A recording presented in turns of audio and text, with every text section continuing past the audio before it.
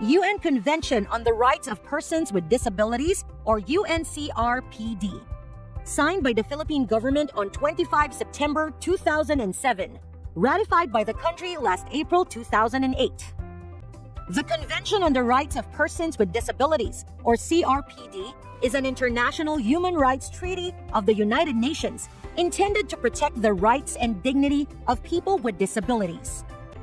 Parties to the convention are required to promote, protect, and ensure the full enjoyment of human rights by people with disabilities and ensure that they enjoy full equality under the law. After SDG, pag-usapan naman natin ngayon yung UN Convention on the Rights of Persons with Disabilities, or mas kilala siya bilang UNCRPD. A brief background lang about UNCRPD. Nag-sign ng Pilipinas or naging signatory siya ng UNCRPD noong September 25, 2007. At bukod doon, hindi lang tayo basta nag-sign or naging signatory, ni-ratify din ng bansa natin ito noong April 2008.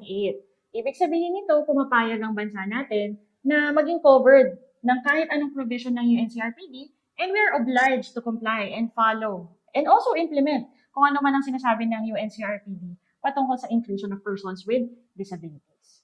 Ang UNCRPD ay isang international instrument na kung saan lahat ng participating states or sabihin na natin lahat ng nag-ratify nito ay obliged na mag-comply, mag-implement, mag-monitor at siguruhin na napapatupad talaga sa buong bansa o sa bansa nila lahat ng provisions na nakapaloob dito.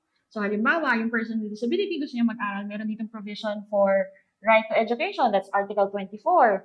Meron ding iba pang provision for women and girls with disabilities, that's Article 6.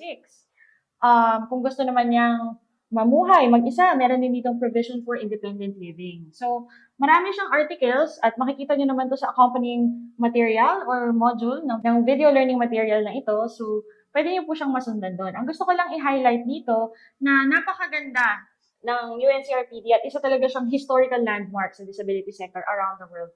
Dahil sa pamamagitan ng isang international treaty na kasing lakas nitong UNCRPD nga, mas lalong lumalakas yung value ng persons with disability in the population.